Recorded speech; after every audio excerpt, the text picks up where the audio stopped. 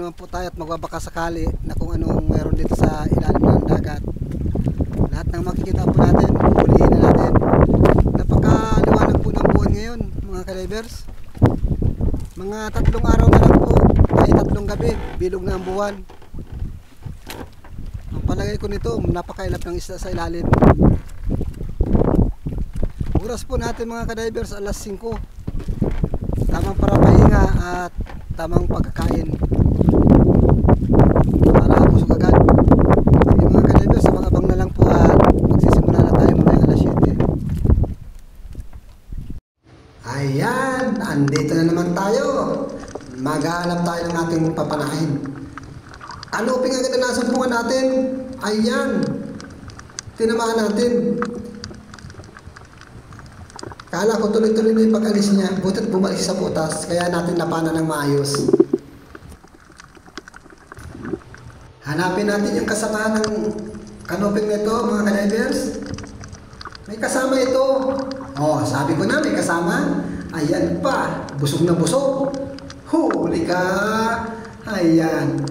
Maganda yung tama mga ka-divers. Nga isda. Ayan, meron tayong 2 kanoping. Magandang klase ang ating napana. Ito pa, meron pa. May isa pang kanoping. Andito lang sa gilid-gilid. Huli ka ngayon. Huli ka. Ayan.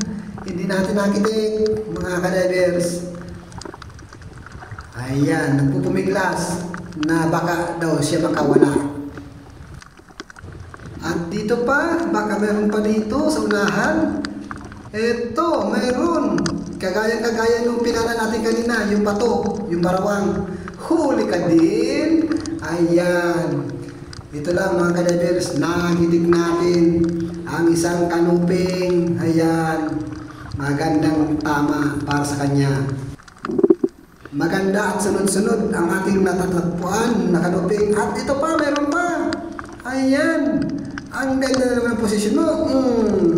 Sabol. Yun. Malayo sa kanyang itigan. Sayang mga ka-divers, naapura ko pagpana. Dito tayo mahanap. Oh, ito na, labay-hitabag. Huli ka din, wala kang ligtas. Ala, kawag-kawag mga ka-divers. Nagitik, yan ang magandang pagkapana. Napupuruhan. Ito pa. Ay hala. Ayan, labay-hitabag na naman. Sige lang kayo, labas lang. Hindi ko kayo ayawan. Bali, 60 po ang kilo ng labay-hitabag na yan mga ka-divers. Dito sa aming lugar, sa bayan ng Camarines Norte. Ayan. At nagpapasalamat po ako sa inyong lahat na lagi kayong nakasuporta sa channel ko. Thank you po. At sana tuloy pa rin po tayo na manood ng ating mga video. Ito pa, isang bulakat na tinatawag namin na kulay pula. Oh, ayos pa rin mga ka-divers. Walang mintis ang ating pagpana. Ayan. At kung sakali man po na nagustuhan ninyo ang aking video, please naman po, pakisubscribe naman po, and like, and share, para lagi tayong madatnan sa bawat upload ko. Uy! Gandang klase ito. Himutiin. Oo, tahimik na tahimik, pero di natin napuruhan. Yan mga ka-divers, ang tawag namin dyan ay manginsan. Ayan, himution. Kumbaga sa Bicol. Ayan mga ka-divers, masarap na panluto. Yan, pang-ulam, pang-ginisa, pang-prito, pero huwag ka, ibibinta natin yan. Ayan, thank you po. Nagpapatuloy po ang pasalamat ko sa inyong lahat, lalo na sa mga, yan, ito pa, huli ka, maganda, nabato. Yan mga ka-divers, maganda ang pagkapana natin. Yan, thank you po sa mga lahat ng aking nanonood, sina Joel Antonio at Rafi Spear Fishing at ang kanyang kapatid na si Raymond Fishing Adventure. At shout out din po kay Edna Tinbal at kay Ana Soreso na laging nakasubaybay sa aking channel. Ito pa, ganun lang pala. Daanin sa kwento para laging gitik. Ayan, isang labay-hitabag. Thank you po.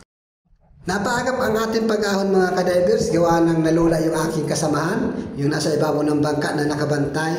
Ayan, palibasa, hindi pa po siya gaanong sanay sa pagdagat. Ayan, yan lang nahuli natin. Sa susunod na lang po na ating pagbabalik, medyo baka hindi na malula yung kasamahan natin na pang-ibabaw ko. Ayan, konti lang pero kahit pa paano naman po ay meron tayong pambigas dyan at meron pa tayo dyan pangulang na nakasete pagdating sa tabi. Ayan, konti lang po yan pero ayan, sa susunod tatagal na po ako sa pagsisid. Ayan, malaki sana ang pangulam kaso konti ang huli natin kaya ibibinta muna natin yung mga kadivers. Ayan, di ba mga kadivers?